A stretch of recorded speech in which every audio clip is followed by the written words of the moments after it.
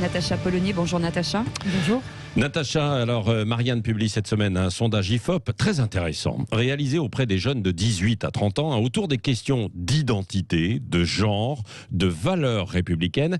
Et vous avez titré ça « Les jeunes font bande à part ». Alors pourquoi ?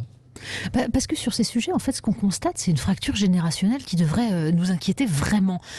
Pour résumer, ils sont persuadés de vivre dans un monde de discrimination épouvantable où les femmes, les gens de couleur, les musulmans seraient systématiquement maltraités. 6 jeunes sur 10 valident le terme d'islamophobie.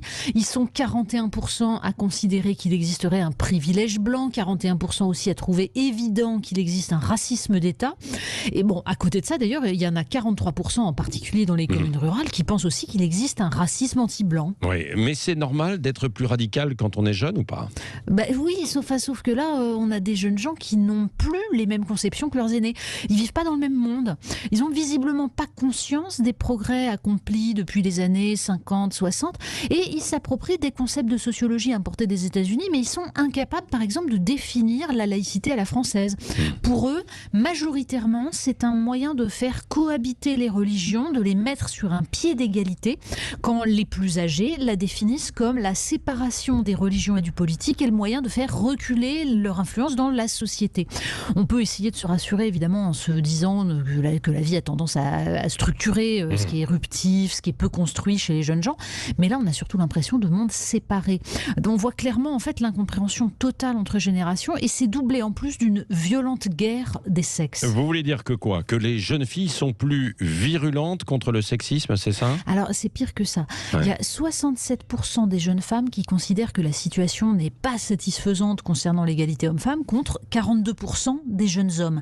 L'écart est énorme. Du coup, d'ailleurs, c'est assez hallucinant. 46% des jeunes trouvent normal que des femmes déclarent détester les hommes. Ah oui, quand même. Mais oui, quand même. Et il y a un phénomène plus frappant encore. Ils sont 22% à ne pas se reconnaître dans les catégories de genre hommes et femmes. C'est impressionnant comme chiffre. Et tout ça, en fait, ça nous dessine une génération qui est très centrée sur son questionnement identitaire, persuadée d'être maltraitée, prête à s'indigner, à réclamer. C'est une jeunesse qui est assez narcissique et qui se prépare, et c'est ça le danger, une profonde solitude. Oui, c'est ça qui veut, comme toutes les jeunesses, changer les choses, mais là, c'est vrai qu'il peut y avoir, à la lecture de sondages très intéressants, Natacha, des choses quand même un peu inquiétantes. J'ajoute d'ailleurs que, à propos, puisque je sais que vous êtes une fervente, vous défendez la gastronomie, Natacha, que, je ne sais pas si vous l'avez vu, mais en Angleterre, par exemple, les universités, et Oxford notamment, interdisent maintenant la viande dans les cantines. Non, mais c'est désespérant. À la une de Marianne ce week-end ?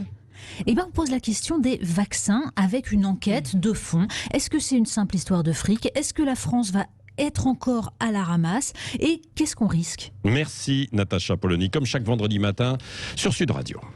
Merci beaucoup. Merci beaucoup. Et dans 10 minutes, Julien Normandie, ministre de l'Agriculture et de l'Alimentation, sera avec nous.